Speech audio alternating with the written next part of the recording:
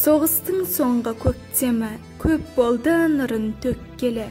Жап-жасыл анау аспанда сірә көктеді. Сұрапыл соғыс, қан майдан, тауқымет, қаралы күндер, жеңіс үшін шайқас, өлім мен өмір. Бұл сөздер 1941 жылы басталған Ұлы Отан соғысына тән еді. Бүгінде қанды шайқастың аяқталып, бейбіт күннің нұры төгілгеніне 75 жыл. Бұл күн ұлы байтақ даласының бір тұтам жері үшін жүректерінен қорқу деген сезімді жұлып алып шайқасқан ер жүрек ағаткелеріміздің ерлігі дәріптелетін күн. Бұл күн туған өлкемізден шыққан ардагерлерге құрмет көрсетілетін, құрбандарға гүл шоғы қойылатын күн. Бұл күн соғыс деген суық қаруды қолымызға ұстатар, көңілімізге сонау аяусыз күндердің көріністерін ұялатар. Біз бейбітпіз, біз егеменбіз деген ұран сөздерді айтқызар ұлы күн. Ұлы жеңіске үлес қосқан әрбір жауынгердің өмірі өнегемен ерлікке толы.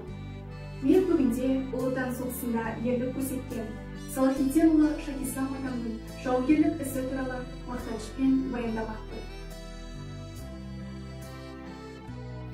Анамның атасы Шахислам Салахиддинұлы 1905 жылы Батыс Қазақстан облысы Жалпақтал ауданында дүниеге келген.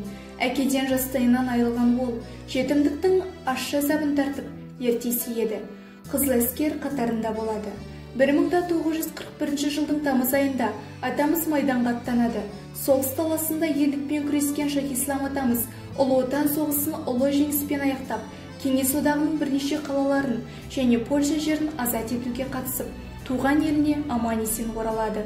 Уақыт өткен сайын соғыстан алған жарақат зардабынан 1963 жылдың 19 қаңтарында 58 жасқа қараған шағында қайтыс болды.